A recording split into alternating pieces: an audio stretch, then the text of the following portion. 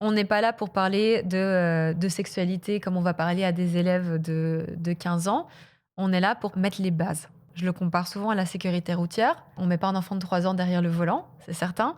Mais depuis la petite enfance, on a des conversations sur le fait qu'on met sa ceinture, on regarde à gauche, à droite avant de traverser. Peut-être qu'on a regardé d'autres adultes conduire. On apprend des choses au fur et à mesure, on passe la théorie et puis on apprend à conduire. L'éducation à la sexualité, ça va être la même chose, c'est qu'on va les poser les bases. Pour pouvoir avoir toutes ces conversations dont on a parlé sur la pornographie, sur la contraception, sur le consentement, on a besoin de quoi avant ça? On a besoin de savoir les termes pour les parties du corps, simplement pour avoir du pouvoir sur son corps, de savoir que c'est pas quelque chose que les autres personnes ont le droit de toucher, de regarder, etc.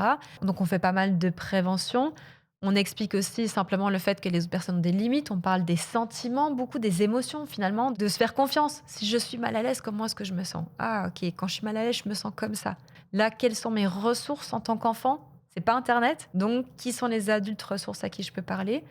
Tout l'aspect, bien entendu, de la puberté, les changements du corps. Si on s'en souvient un peu, c'est terrifiant, il y a plein de choses qui Bien se passent, sûr, c'est le mais je pense qu'il bazar, y a c'est beaucoup de fantasmes, sur ce qui se raconte vraiment, dans ces cours. malheureusement, je pense que et au Canada, ça a été la même chose, il y a eu énormément de désinformation sur ces contenus et c'est vrai quand il y a énormément de désinformation en ligne et qu'on ne sait pas ce qui est donné, on a tendance à se dire: «On va enseigner aux enfants maternels à se masturber, on va» non, hein, comme on a parlé au début, on enseigne Bien simplement sûr. que c'est pas quelque chose qui se fait dans la salle de classe et on réexplique qu'il y a des endroits pour le faire et des endroits où c'est OK, des endroits où c'est pas OK parce que ça arrive en classe, donc Et c'est oui. important de le mentionner. Donc oui, on va le nommer. Mais c'est des contenus qui sont adaptés au développement de l'enfant et justement qui sont progressifs pour nous permettre de pouvoir aborder tous ces sujets-là et d'en pas en faire un sujet qui est tabou et un sujet vraiment compliqué quand on arrive à 15-16 ans et on doit développer tout ça en un coup.